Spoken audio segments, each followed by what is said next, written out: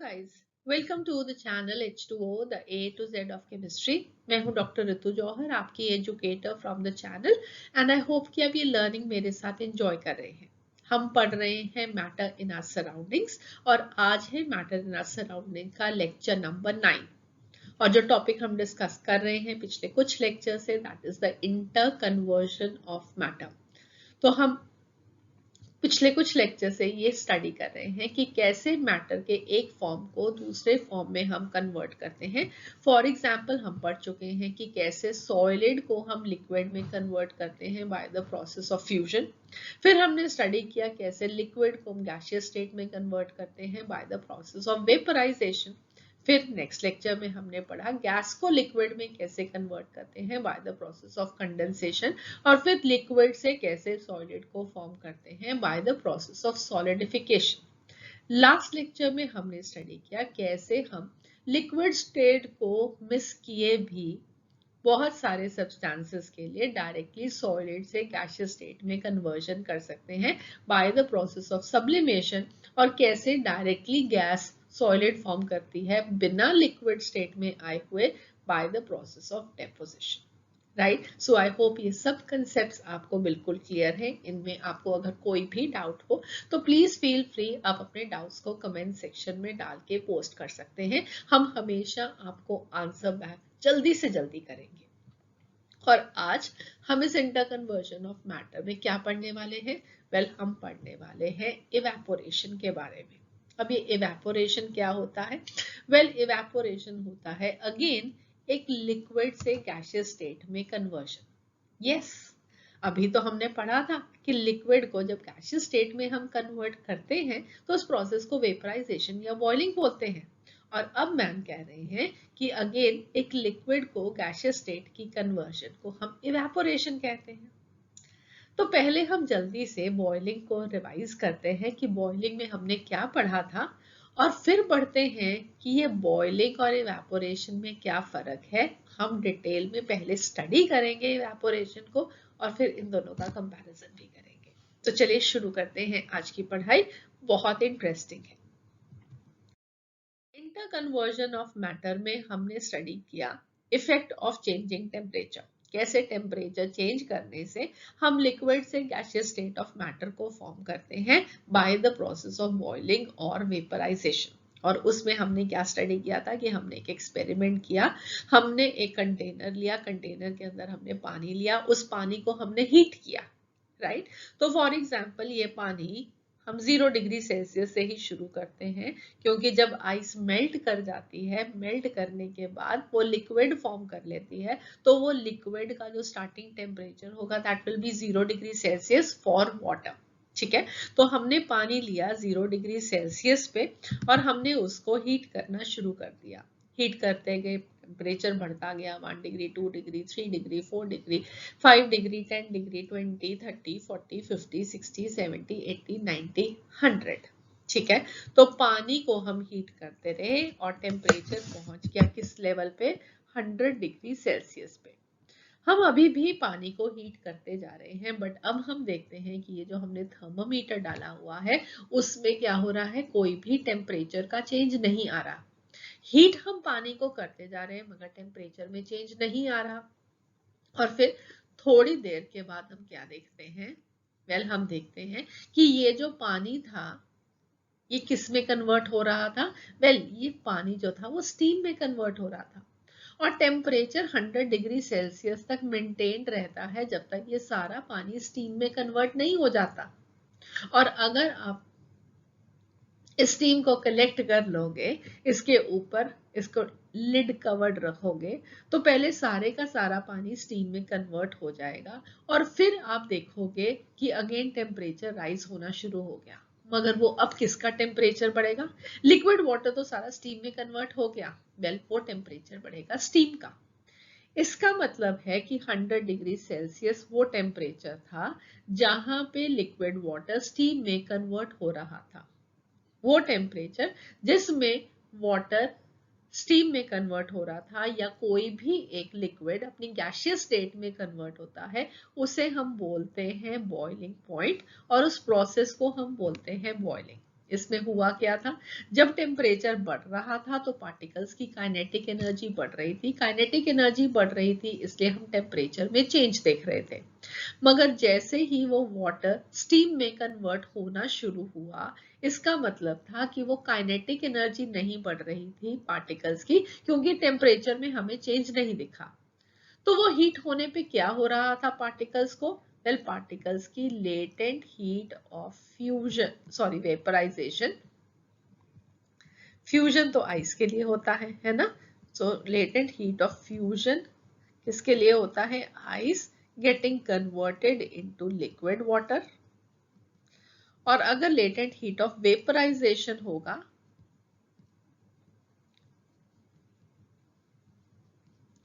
तो ये जो लेटेंट हीट ऑफ वेपराइजेशन है ये वो हीट है जो कन्वर्ट करेगी लिक्विड वाटर को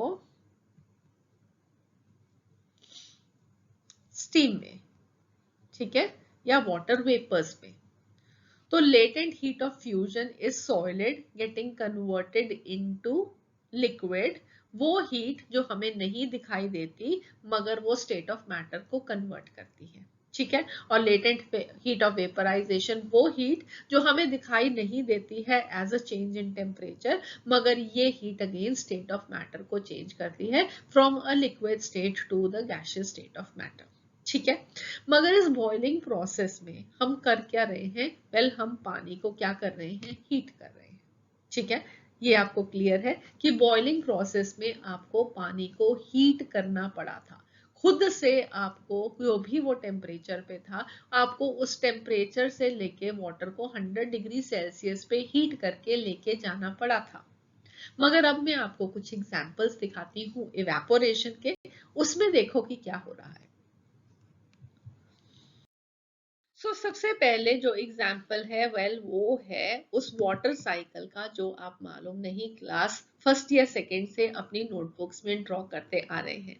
हमारे पास है लैंड, हमारे पास क्या है? एक वाटर बॉडी है, और वाटर बॉडी में से आप देखते हो कि ये जो वाटर है वो इवेपोरेट हो रहा है, राइट। वाटर इवेपोरेट होके क्या करता है? ऊपर एयर में जाता है, वहां पे टेम्परेचर कम होता है, वो कंडेंस करके क्लाउड्स फॉर्म करता है। जब ये क्लाउड्स के अंदर वाटर वेपर भर जाता है वो और उसको होल्ड नहीं कर पाते, तो ये क्लाउड्स क्या करते हैं? ये क्लाउड्स करते हैं रेनफॉल या precipitation, right. I hope this is clear to you people.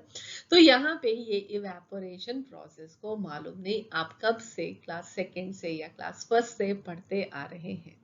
हम आज इस इवेपोरेशन को डिटेल में अंडरस्टैंड करने वाले हैं कि एक्चुअली इस प्रोसेस में होता क्या है।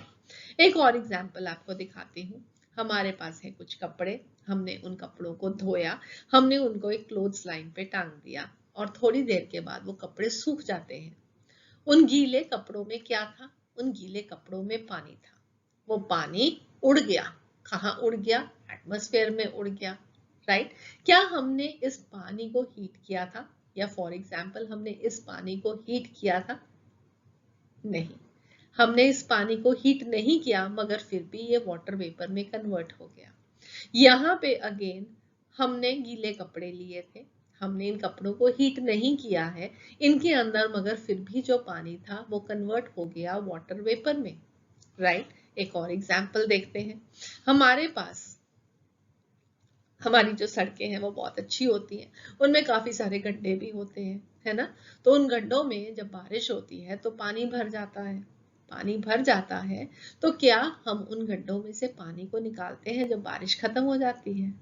या जब ऊपर से बारिश बंद हो जाती है तो धीरे धीरे करके ये पानी खुद से ही गायब हो जाता है? क्या हम इस पानी को हीट करते हैं? क्या हम इस पानी को इन गड्ढों में से बाहर निकालते हैं अपनी सड़कों में से, या ये अपने आप गायब हो जाता है? यस, ये अपने आप गायब हो जाता है। This again gets converted into water vapour. तो जब बारिश बंद होती है, धूप निकलती है, धूप नहीं भी निकलती है तो भी ये पानी गायब हो जाता है। फर्क सिर्फ इतना होता है कि धूप अगर निकल जाए तो जल्दी गायब हो जाएगा, और अगर कम धूप होगी या मौसम ठंडा होगा तो इस पानी को गायब होने में टाइम लगेगा, मगर ये गायब हो जाएगा। ये कहाँ जाएगा? वाटर वेपर बन के एयर में चला जाएगा, एटमॉस्फेयर में चला जाएगा। क्या हमने हीट किया था? नहीं, हमने इसको हीट नहीं किया था। एक और एग्जाम्पल देखते हैं। ये है प्रोसेस जिससे हम नमक को फॉर्म करते हैं फ्रॉम द सी वाटर।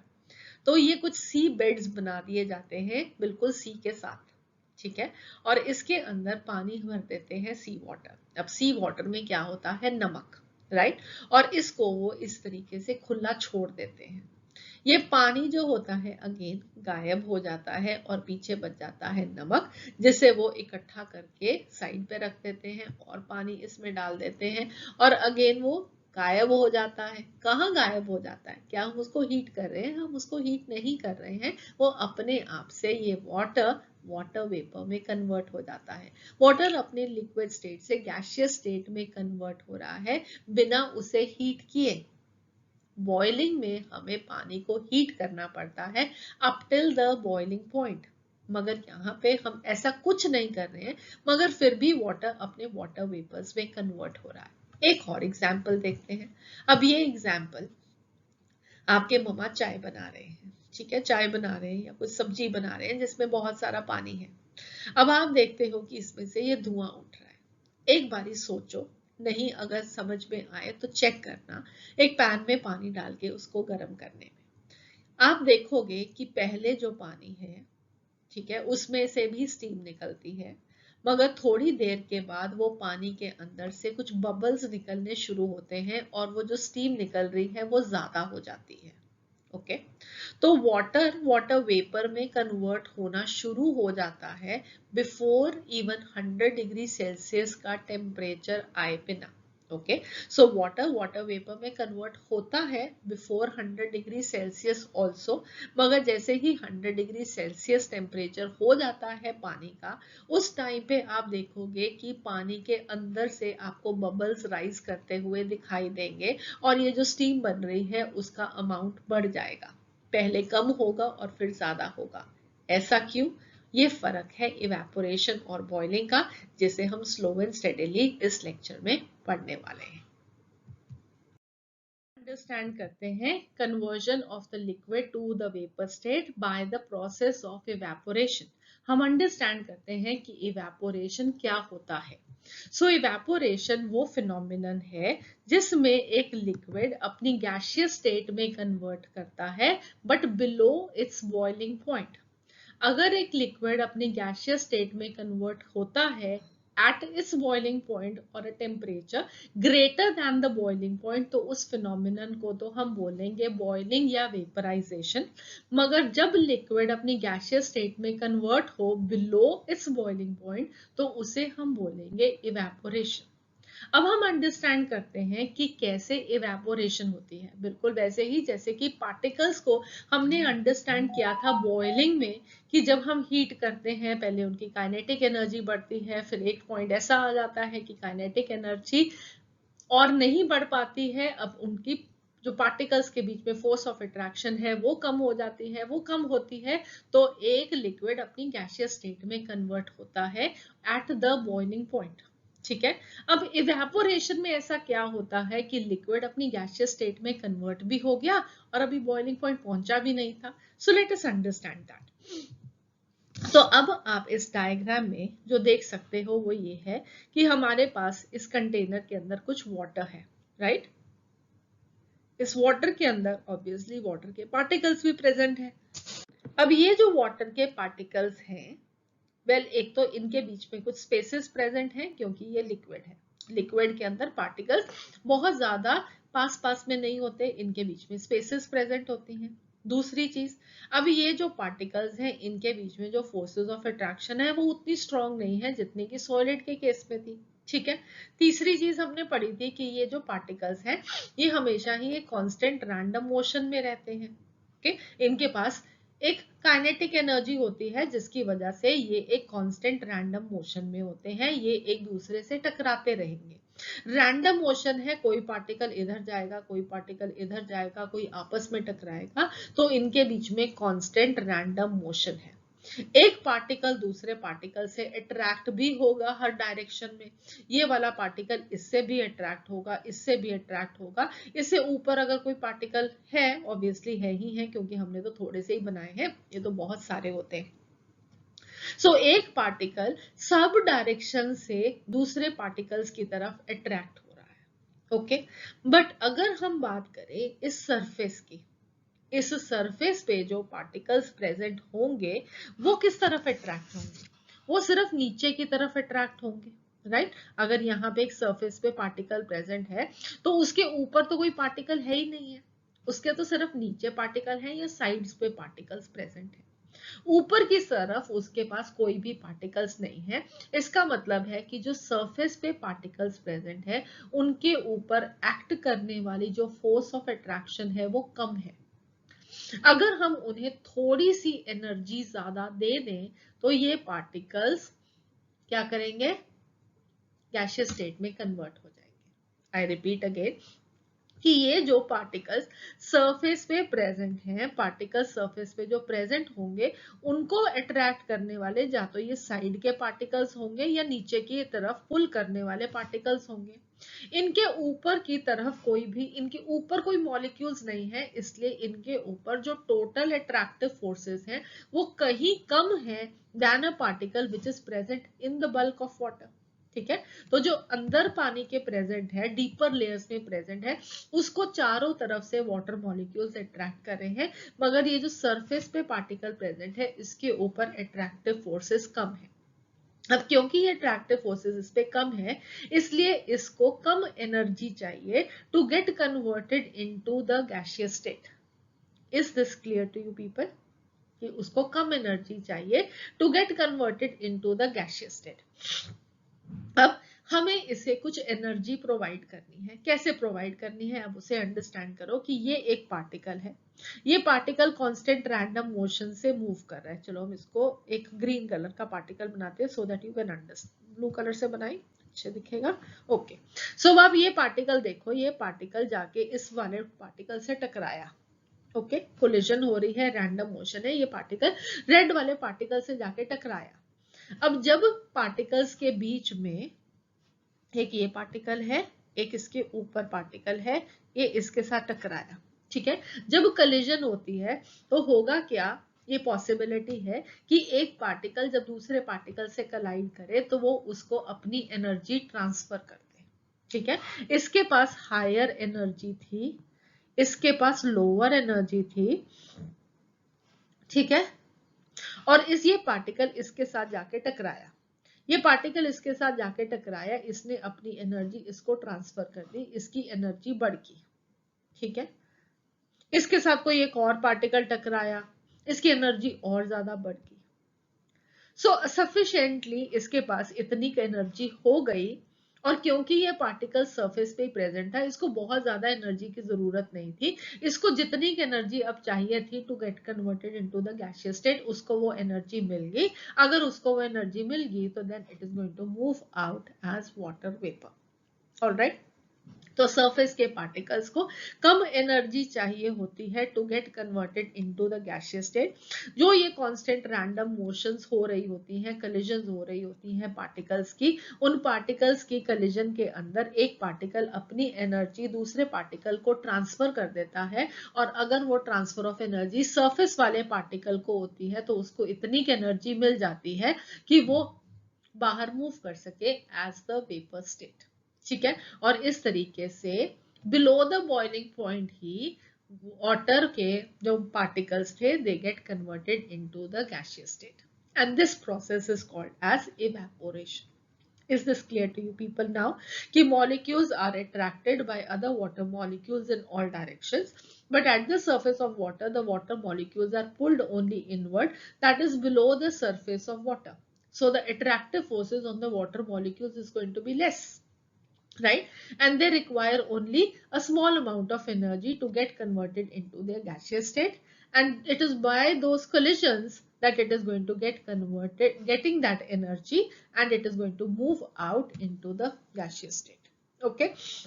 अब इन जितने भी हमने एग्जाम्पल्स अभी पीछे स्टडी किए उन सब में, और अभी जो हम बात भी कर रहे हैं हम सिर्फ वाटर के बारे में बात कर रहे हैं, तो इसका मतलब ये नहीं है कि इवेपोरेशन सिर्फ वाटर के केस में होता है।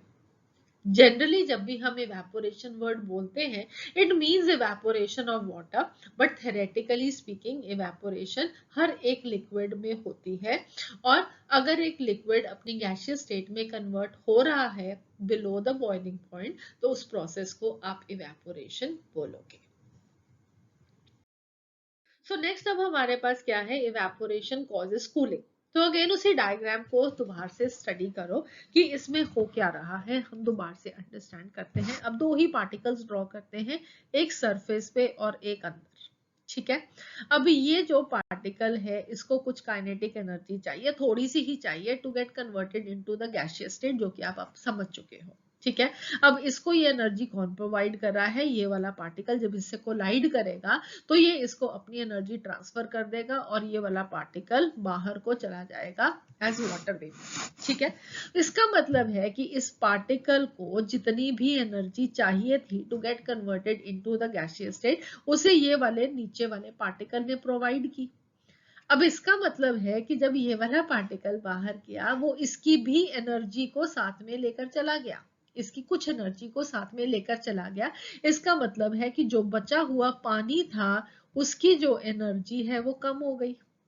अगर उसकी एनर्जी कम होगी तो इसका मतलब है कि उसका टेम्परेचर कम हो गया, और अगर हम एक हायर टेम्परेचर से लोअर टेम्परेचर पे जाते हैं तो उसका मतलब क्या होता है, कूलिंग, ठीक है। So evaporation causes cooling. जो पार्टिकल्स वेपोरेट कर रहे हैं वो पीछे बचे हुए पानी का टेम्परेचर भी कम करके चले जाते हैं, क्योंकि उन्होंने जो एनर्जी ली थी to get converted into vapour, वो एनर्जी उन्हीं बचे हुए पार्टिकल्स में से ले ली और उसका टेम्परेचर कम हो गया, right. So when a liquid evaporates, it draws the energy from the liquid itself. Okay, इसलिए उस पानी का जो बचा हुआ पानी रह जाएगा उसका टेम्परेचर कम हो जाएगा। अब ये जो पानी है, हम ये मान लेते हैं कि इस ग्लास में प्रेजेंट है ये पानी, कुछ पानी यहाँ से इवेपोरेट कर गया, ठीक है, उसने कूलिंग कॉज की इस बचे हुए पानी की, अब इसका टेम्परेचर कम हो गया। अब इसका टेम्परेचर कम हो गया मगर बाहर का टेम्परेचर ज्यादा था, इसका मतलब है कि यहाँ से जो सराउंडिंग्स है इससे जो हीट होगी वो अंदर की तरफ ट्रांसफर करेगी। अगर ये बाहर से हीट अंदर की तरफ ट्रांसफर करेगी, इसका मतलब क्या है कि ये जो पानी है इवेपोरेशन के प्रोसेस से सराउंडिंग का जो टेम्परेचर है उसको भी कम करता है, ठीक है। और सिमिलरली यही प्रिंसिपल को हम अंडरस्टैंड कर सकते हैं during the sweating during summer. जब हमें गर्मी होती है तो हम बहुत ज्यादा स्वेट करते हैं, कई बारी तो हम उस पसीने को पोंछ देते हैं, मगर अगर हम उस पसीने को ना पोंछे तो थोड़ी देर में वो पसीना अपने आप सूख जाता है। वो कहाँ पे जाता है, पानी, स्वेट क्या होता है, पानी ही होता है ना। तो वो जो पानी होता है वो कहाँ जाएगा, वेल वो इवेपोरेट कर जाएगा। अब वो जो पानी इवेपोरेट किया, अगेन उस पानी को कुछ तो काइनेटिक एनर्जी, कुछ एनर्जी तो चाहिए थी to get converted into water vapour. वो उसने एनर्जी कहाँ से ली, वो हमारी स्किन से ली उसने वो एनर्जी, ठीक है। तो हमारी स्किन हॉट थी, उस पानी ने वो एनर्जी उसमें से एब्जॉर्ब की, उसको वो काइनेटिक एनर्जी मिल गई to get converted into the gaseous state, और वो चेंज होकर उड़ गया, राइट। सो इसका मतलब है कि जब हम स्वेट करते हैं तो वो जो पानी हमारे बॉडी की सरफेस पे से उड़ जाता है वो हमारी बॉडी को पीछे से कूल करके जाता है। Is this clear? तो evaporation causes cooling and we sweat in summers because sweating is going to help cool down our body. Okay. So next अब हम अंडरस्टैंड करते हैं फैक्टर्स अफेक्टिंग इवेपोरेशन, और सबसे पहला फैक्टर है सरफेस एरिया। अब आपको एक यहाँ पे एग्जांपल दिखाते हैं। अगर आप लोगों ने कभी अपने मम्मा को कपड़े सुखाते देखा हो या उनको कपड़े फैलाते देखा हो सुखाने के लिए, तो आप क्या ऑब्जर्व करोगे, ठीक है। वेल आप ऑब्जर्व करोगे कि जो मम्मा होते हैं वो कपड़ों को बिल्कुल फैला के सुखाते हैं, और अगर वो आपको कह दें तो आप क्या करने वाले हो, जल्दी से उन कपड़ों को बस ऐसे ही जैसे कि आपको बकेट में मिलेंगे वैसे ही आप उनको फैला के आ जाओगे, राइट क्योंकि आपको तो जल्दी से काम करके कपड़े फैलाने का जो मम्मा ने कह दिया है, हाय हाय हम काम करना पड़ेगा, कपड़े फैलाने पड़ेंगे, जल्दी से आप उनको ऐसे ही बस तार के ऊपर टांगोगे और वापस आ जाओगे, क्योंकि आपका क्रिकेट का मैच मिस हो रहा है, आपका टीवी का कुछ मिस हो रहा है, आपका पढ़ाई का कुछ मिस हो रहा है, बहुत सारे कारण होंगे आपके पास ये कहने के लिए कि हम तो उसको कपड़ों को फैला तो आए, मगर ये आप फैला कर आए थे और ये आपके मम्मा ने फैलाए। इन दोनों में फर्क क्या है? इन दोनों में फर्क ये है कि यहाँ पे जब हम कपड़े को फैला देते हैं तो जो कपड़े का surface exposed to the air है वो बढ़ जाता है, और अगर वो सरफेस एक्सपोज टू एयर बढ़ जाता है तो इवेपोरेशन जल्दी होगी, जो कपड़े हैं उनके अंदर जो पानी है वो जल्दी इवेपोरेट करेगा, कपड़े जल्दी सूखेंगे। आपके फैलाए हुए कपड़ों को सूखने में टाइम लगेगा क्योंकि आपने उनको फैलाया नहीं, उनका surface area exposed to air वो कम है, इसका मतलब है कि इवेपोरेशन स्लोली होगा। समझ में आया? तो कपड़ों को हमेशा क्या करना चाहिए? फैला के अच्छे से आना चाहिए सो दैट कि वो जल्दी से सूख सके। Okay, so evaporation increases if the surface area of water is large as the number of water molecules at the surface increases. तो नंबर सरफेस एरिया बढ़ाने से क्या होगा कि जो वाटर के मॉलिक्यूल सरफेस पे हैं उनका नंबर बढ़ जाएगा, इस केस में नंबर ज्यादा होगा, इस केस में वो नंबर कम होगा। तो इसका मतलब है कि this will increase the probability of more water molecules breaking free on acquiring sufficient kinetic energy. हर एक मॉलिक्यूल की डिफरेंट एनर्जी होती है, सब डिफरेंट डिफरेंट एनर्जीज के साथ मूव कर रहे होते हैं, और अब ये प्रोबेबिलिटी कि कौन से वाला काइनेटिक एनर्जी गेन करके गेज कर जाएगा वो बढ़ जाएगी अगर हमारे पास number of molecules on the surface बढ़ जाएंगे। ठीक है, सो इज दिस क्लियर कि सरफेस एरिया बढ़ाने से इवेपोरेशन बढ़ जाएगी। नेक्स्ट फैक्टर है टेम्परेचर। अब आप लोग सोचो, अभी हम कपड़ों की बात कर रहे हैं, तो कपड़ों को हमें सुखाना है, एक है समर्स और एक है विंटर्स। किस टाइम पे जल्दी कपड़े सूखते हैं? आप सब लोग जानते होंगे कि समर्स में कपड़े जल्दी से सूख जाते हैं, हम घंटा भी कपड़े बाहर रख दें, फैला दें तो वो कपड़े सूख जाते हैं, जबकि सर्दियों में कभी कभी हमें 1 दिन 2 दिन भी लग जाते हैं और कपड़े सूखते नहीं। फर्क क्या होता है गर्मियों में और सर्दियों में? यस, टेम्परेचर का फर्क होता है। So evaporation is going to be more if the temperature is going to be high. क्यों टेम्परेचर हाई होने से इवेपोरेशन ज्यादा होगी? वो इसलिए क्योंकि जैसे जैसे टेम्परेचर बढ़ेगा इसका मतलब है कि हम वाटर के बॉइलिंग पॉइंट की तरफ अप्रोच कर रहे हैं, और जैसे जैसे हम वाटर के बॉइलिंग पॉइंट की तरफ अप्रोच करें इसका मतलब है कि जो वाटर के पार्टिकल्स हैं उनकी काइनेटिक एनर्जी ज्यादा है। अगर उनकी काइनेटिक एनर्जी ज्यादा है इसका मतलब ये है कि हमें उन्हें कम काइनेटिक एनर्जी देनी पड़ेगी, या उन्हें एक्स्ट्रा काइनेटिक एनर्जी ज्यादा नहीं चाहिए to get converted into the gaseous state.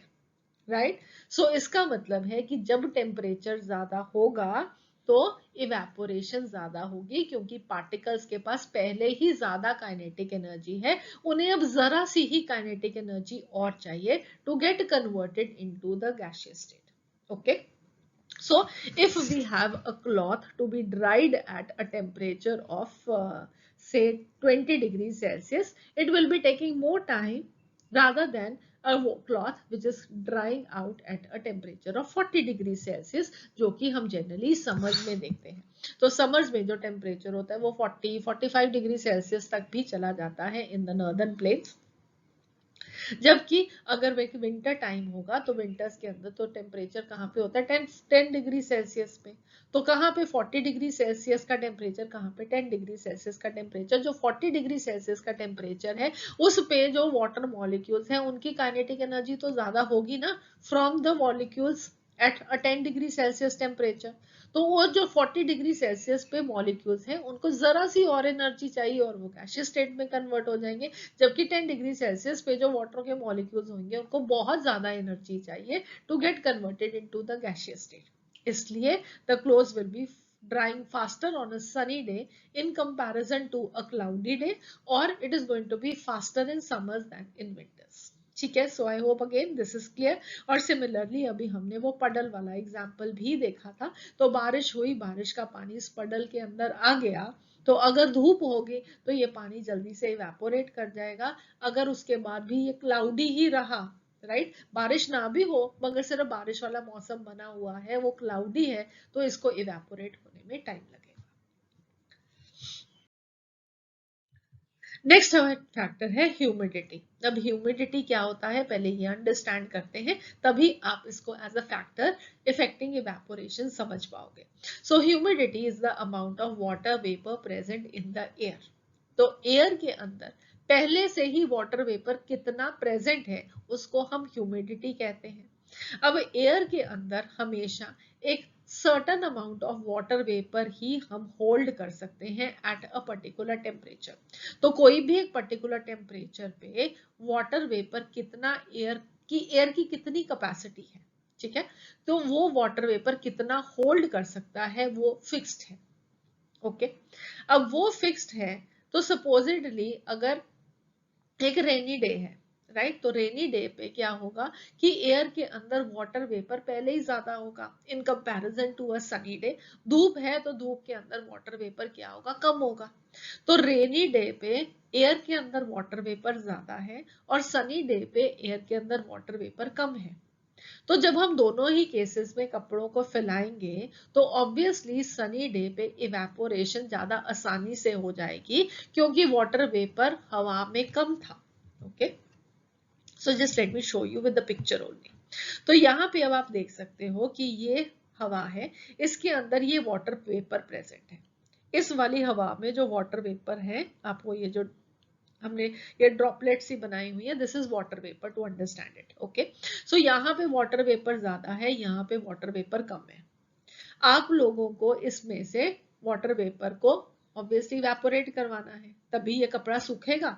तो ये यहाँ पे हवा में वाटर वेपर पहले कम है तो यहाँ से वाटर वेपर आसानी से एयर में चला जाएगा क्योंकि एयर की कैपेसिटी तो उतनी ही है। मगर इस केस में इसके पास पहले ही वाटर वेपर ज्यादा है तो यहां से ये वाटर वेपर ज्यादा लेने में इंटरेस्टेड नहीं होगा, राइट। तो इस केस में जहां पे एक क्लाउडी डे है, यहाँ पे एक रेनी डे है, जहां पे ऑलरेडी एयर में वाटर वेपर ज्यादा प्रेजेंट है, तो वो कपड़े देरी से सूखेंगे in comparison to when it is a sunny day, water vapour कम है। ओके, चाहे टेम्परेचर दोनों ही केसेस में सेम हो, टेम्परेचर चाहे दोनों ही केसेस पे 25 डिग्री सेल्सियस हो, मगर रेनी डे पे वाटर वेपर एयर में ज्यादा है, इसलिए क्या होगा, इवेपोरेशन कम होगी। इवेपोरेशन कम होगी इसका मतलब ये कपड़े लेट सूखेंगे। ओके, इसका एक और एग्जाम्पल क्या है, इसका और एक एग्जाम्पल ये है कि हम चाहे गर्मियों के मौसम में ज्यादा स्वेट करते हैं मगर हम ज्यादा स्टिकी फील करते हैं on a rainy day, right. वो ऐसा क्यों है, अगेन सनी डे पर जब हम स्वेट करेंगे तो एयर के अंदर वाटर वेपर कम होंगे, तो ये जो हमने स्वेट किया है वो आसानी से इवेपोरेट कर जाएगा, हमें गर्मी कम लगेगी क्योंकि इवेपोरेशन हो जाएगी तो हमें कूलिंग मिलेगी। मगर रेनी डे में हवा में वाटर वेपर पहले ही ज्यादा है तो जो हमारी स्वेट है चाहे वो कम भी आ रही हो वो इवेपोरेट नहीं करेगी। जब वो इवेपोरेट नहीं करेगी या वो धीरे धीरे इवेपोरेट करेगी तो हमें गर्मी ज्यादा लगेगी, हम ज्यादा स्टिकी स्टिकी फील करेंगे। Is this clear?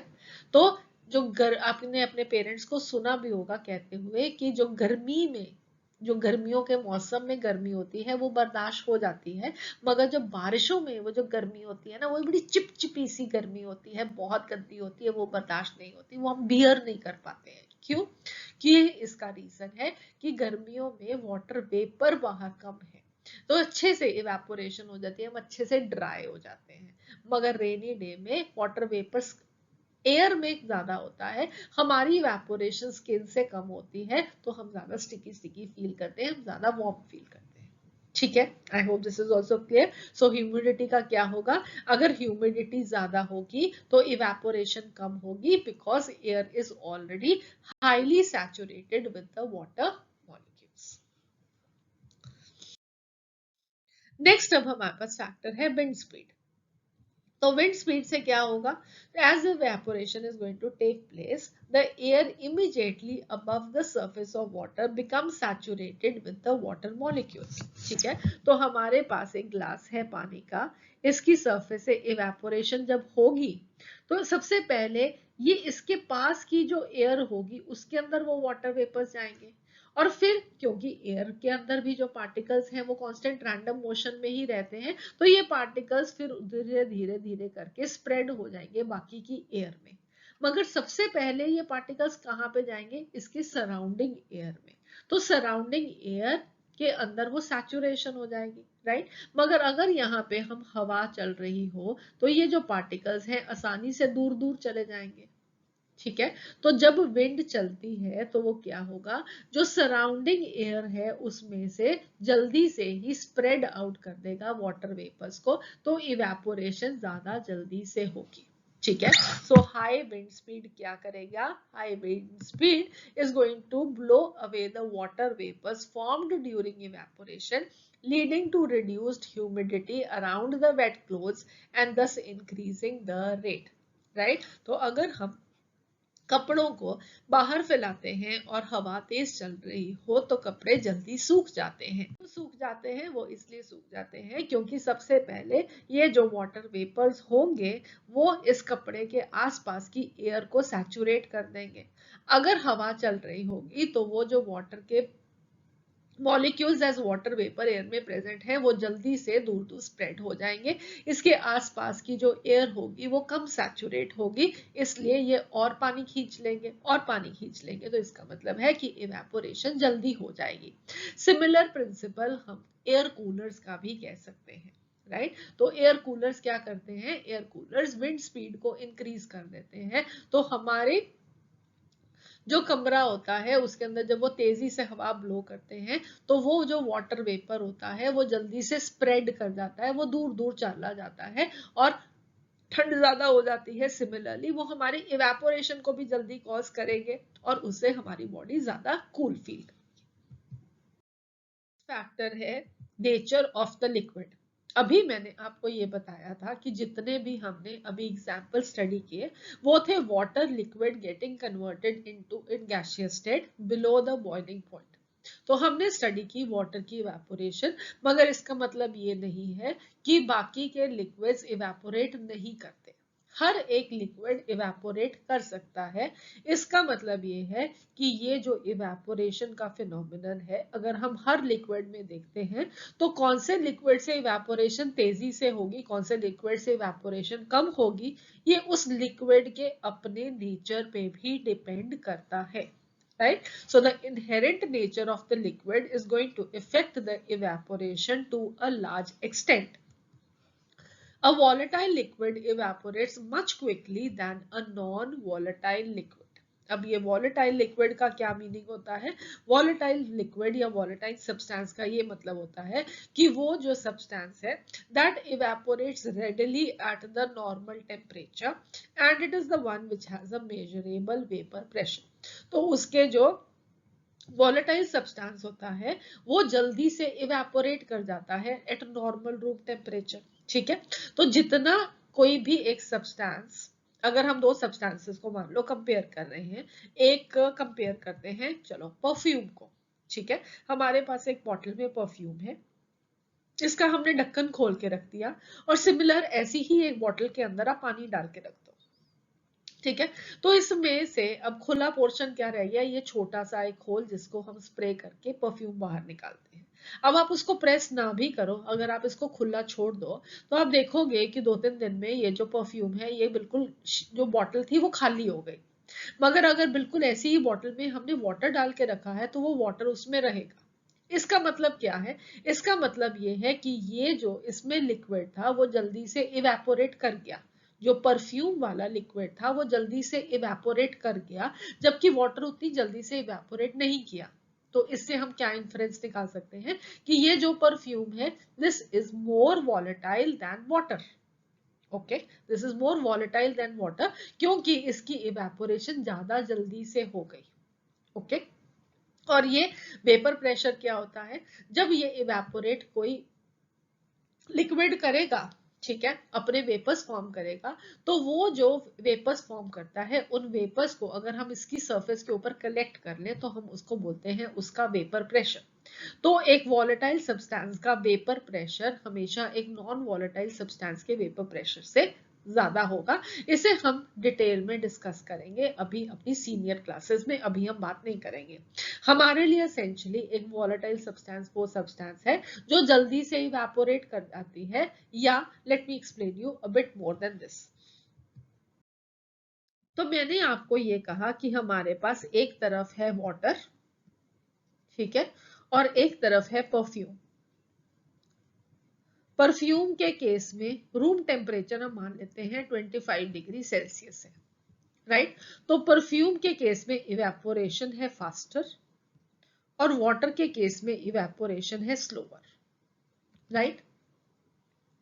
तो इवेपोरेशन मैंने आपको यह भी बताया था कि बॉइलिंग पॉइंट के साथ कैसे रिलेटेड है।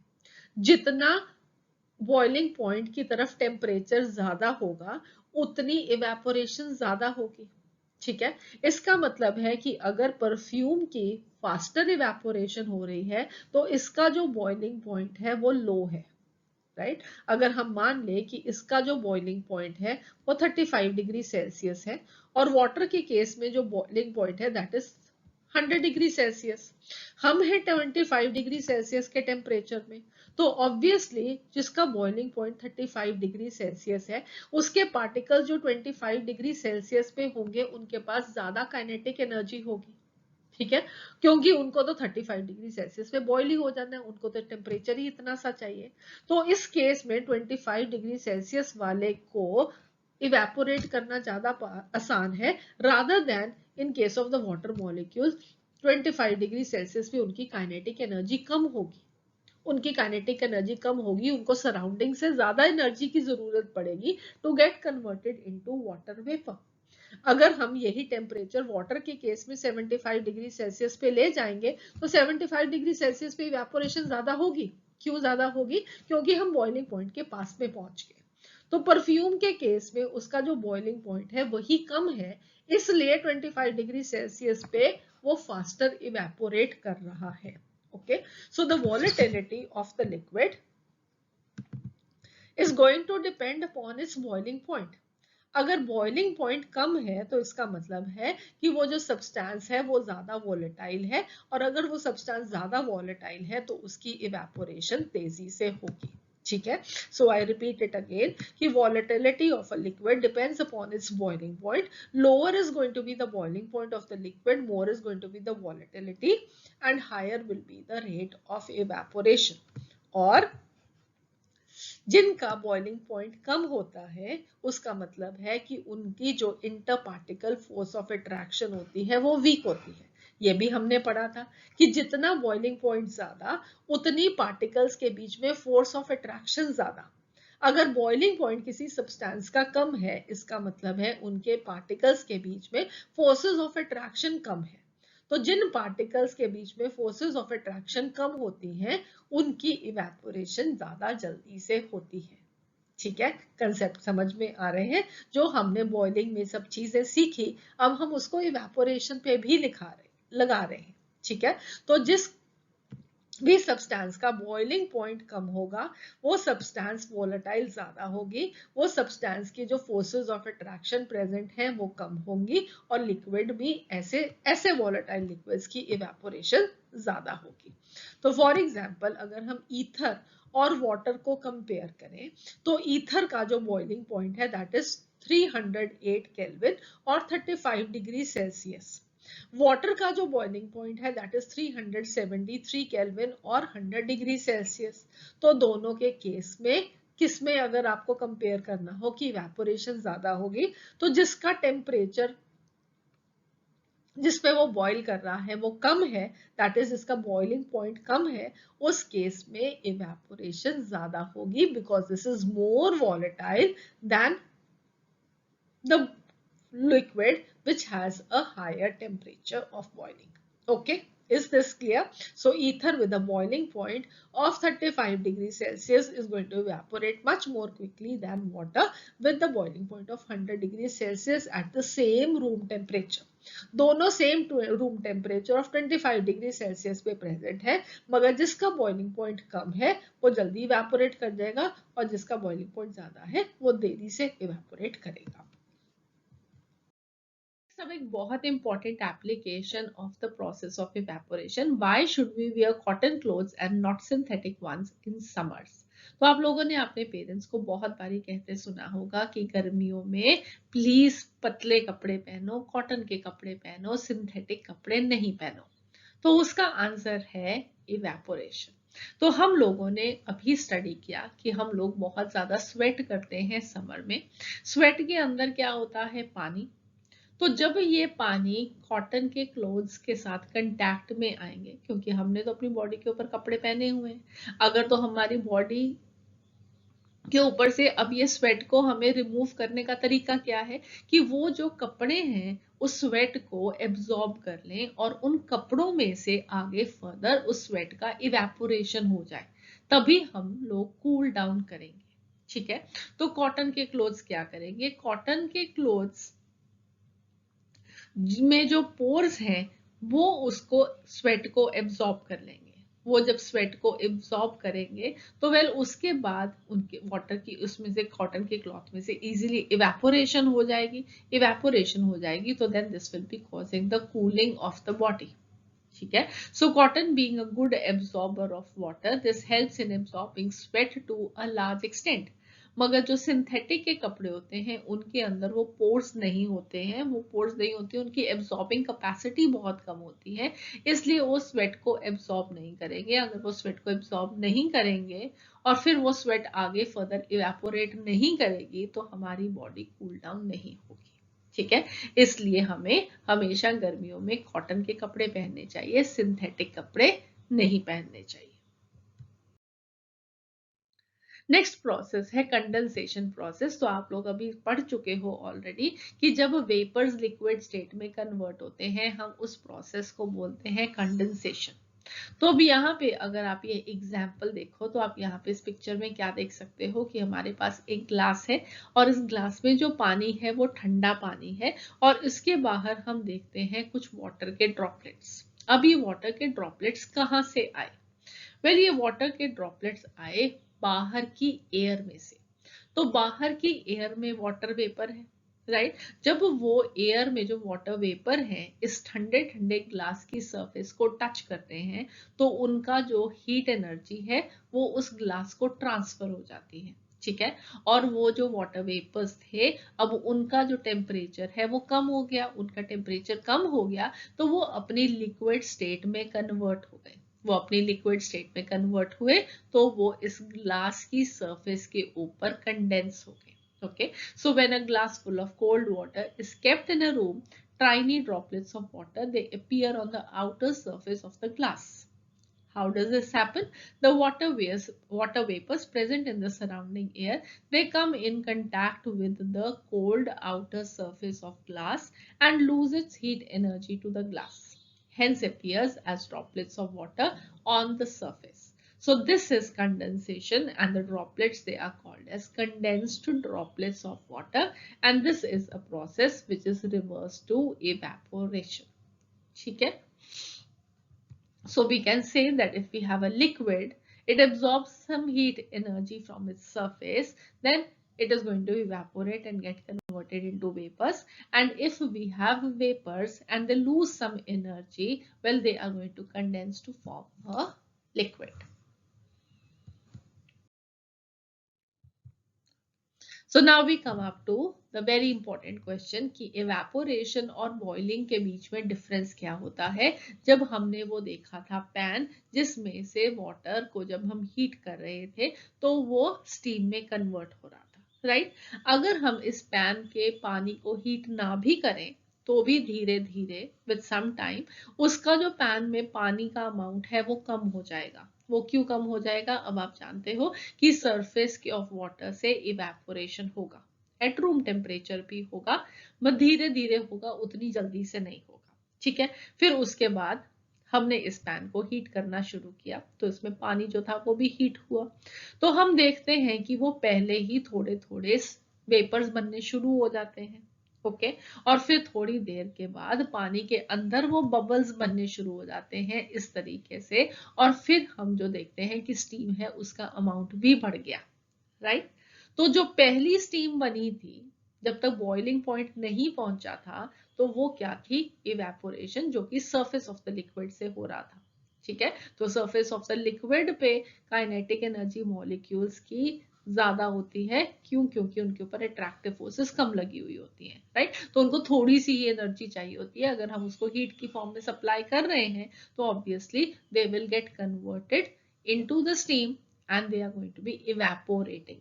बट जैसे ही बॉइलिंग पॉइंट अटेन हो जाएगा, उस टाइम पे हम देखेंगे कि बल्क में से अंदर से बबल्स उठ रहे हैं। वो क्या हो रहा है कि जो अब पानी के डीप अंदर के भी जो पार्टिकल्स हैं, उनका भी काइनेटिक एनर्जी इतना सफिशिएंट हो गया कि वो स्टीम फॉर्म करके एयर में जा सके, राइट। और फिर हम देखते हैं कि ये अमाउंट ऑफ स्टीम क्या है, वो बढ़ गई, right. So let us quickly write down now the difference between evaporation and boiling. तो evaporation this can occur even without the external heat supplied. ठीक है, तो अगर हम इस पानी को ऐसे भी रख देंगे तो भी इसमें से पानी ने वाटर वेपर में कन्वर्ट कर ही जाना है, टाइम लगेगा मगर कर ही जाना है। ठीक है, so evaporation this can occur even without the external heat supplied, whereas boiling के लिए we have to heat the liquid. ठीक है, evaporation takes place at any temperature below the boiling point, whereas boiling will take place only at a temperature equal to or greater than the boiling point. Evaporation is a surface phenomenon, सिर्फ ये surface से होगा। ठीक है, हमने वो भी understand कर लिया कि सरफेस से क्यों होगा, क्योंकि सरफेस के ऊपर जो पार्टिकल्स हैं उनके ऊपर अट्रैक्टिव फोर्सेस कम है, उनको थोड़ी सी ही काइनेटिक एनर्जी चाहिए है to get converted into their gaseous state. तो वो साथ वाले जो पार्टिकल्स होते हैं, नीचे वाले पार्टिकल्स, साथ वाले पार्टिकल्स, जब उनके साथ कलाइड करते हैं तो वो अपनी काइनेटिक एनर्जी उनको ट्रांसफर कर देते हैं और उतनी एनर्जी उनके लिए सफिशिएंट होती है to get converted into the gaseous state. और बॉइलिंग के लिए this is going to take place in the liquid both in the bulk as well as the surface. तो बॉइलिंग तब होगी जब बॉइलिंग पॉइंट पे पार्टिकल्स पहुंच जाएंगे, और बॉइलिंग पॉइंट पे पहुंचते ही पार्टिकल्स के पास इतनी सफिशिएंट काइनेटिक एनर्जी होती है कि they break up the attractive forces of the attractive forces between the particles, और वो उसके बाद अपनी गैसियस स्टेट में कन्वर्ट कर जाते हैं। Evaporation this is going to cause a cooling effect and boiling does not cause a cooling effect. तो इवेपोरेशन कूलिंग इफेक्ट क्यों कॉज करता है, ये भी हमने स्टडी किया कि ये अपने साथ बाकी के बचे हुए पार्टिकल्स की भी कुछ एनर्जी को अपने साथ लेके चले जाते हैं पार्टिकल्स, इसलिए बाद में जो बच जाता है लिक्विड, उनकी जो एनर्जी होती है वो कम हो जाती है। एनर्जी कम हो जाती है तो इसका मतलब है टेम्परेचर कम हो जाता है, और इसलिए that is going to cause cooling. मगर बॉइलिंग के अंदर सब पार्टिकल्स की एनर्जी अब उतनी ही है, सेम है, और सब उस एनर्जी के साथ बाहर न आ रहे हैं। हम वो पार्टिकल दूसरे पार्टिकल की एनर्जी को लेकर नहीं जा रहा है, हमने सब पार्टिकल्स को उतनी एनर्जी दे दी है कि वो पार्टिकल्स अपनी गैसियस स्टेट में कन्वर्ट हो सके।